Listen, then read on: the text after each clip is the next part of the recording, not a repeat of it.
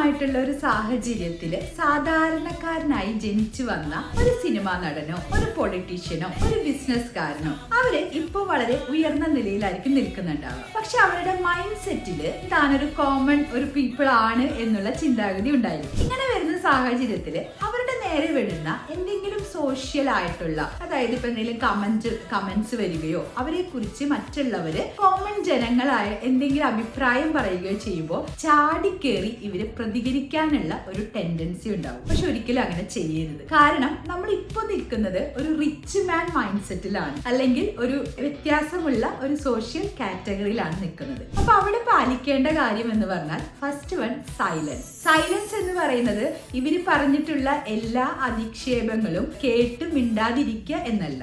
അവിടെ യുക്തിസഹജമായി ചിന്തിച്ച് emotional intelligence കൂട്ടി തീരുമാനം എടുക്കണം. അപ്പൊ അങ്ങനെ ചെയ്യുമ്പോഴാണ് നമുക്ക് ആ പ്രോബ്ലത്തിനെ സോൾവ് ചെയ്യാൻ പറ്റുള്ളൂ. അല്ലാത്ത പക്ഷം നമ്മൾ എത്ര ഫിനാൻഷ്യലി ഡെവലപ്ഡ് ആയിട്ടുള്ള ഒരു വ്യക്തിയാണെങ്കിലും ഉന്നത നിലയിലിരിക്കുന്ന ആളാണെങ്കിലും ഒരു കോമൺ മാന് ഉള്ള ഒരു പവർ ഉണ്ട്, ആ ഗ്രൂപ്പിലുള്ള ഒരു പ്രിവിലേജ് ഉണ്ട്. ആ പ്രിവിലേജ് അവിടെ ഉപയോഗിക്കാൻ അവർക്ക് നന്നായി സാധിക്കുകയും നിങ്ങളുടെ ഭാഗത്ത് ശരിയുണ്ടെങ്കിലും തെറ്റുണ്ടെങ്കിലും അത് വേറെ രീതിയിൽ വ്യാഖ്യാനിക്കപ്പെടുകയും ചെയ്യും. അപ്പൊ അതുകൊണ്ട് തന്നെ തീർച്ചയായിട്ടും നിങ്ങളൊരു സമ്പന്നനായിട്ടുള്ള ബിസിനസ്സുകാരനോ ഒരു സിനിമാ നടനോ അല്ലെങ്കിൽ ഒരു പൊളിറ്റീഷ്യനോ ആണെങ്കിൽ ആദ്യം നിങ്ങൾ സൈലൻസ് പ്രാക്ടീസ് ചെയ്യുക. സെക്കൻഡ് സ്റ്റേജിൽ ഇമോഷണൽ ഇന്റലിജൻസ് നിങ്ങൾ കൊണ്ടുവരിക. പ്രോപ്പർ ഡിസിഷൻ മേക്കിംഗ് പ്ലാനിങ് എടുക്കുക. ഇത്തരം കാര്യങ്ങൾ നിങ്ങൾക്ക് ജീവിതത്തിൽ ഹെൽപ്ഫുൾ ആയിരിക്കും.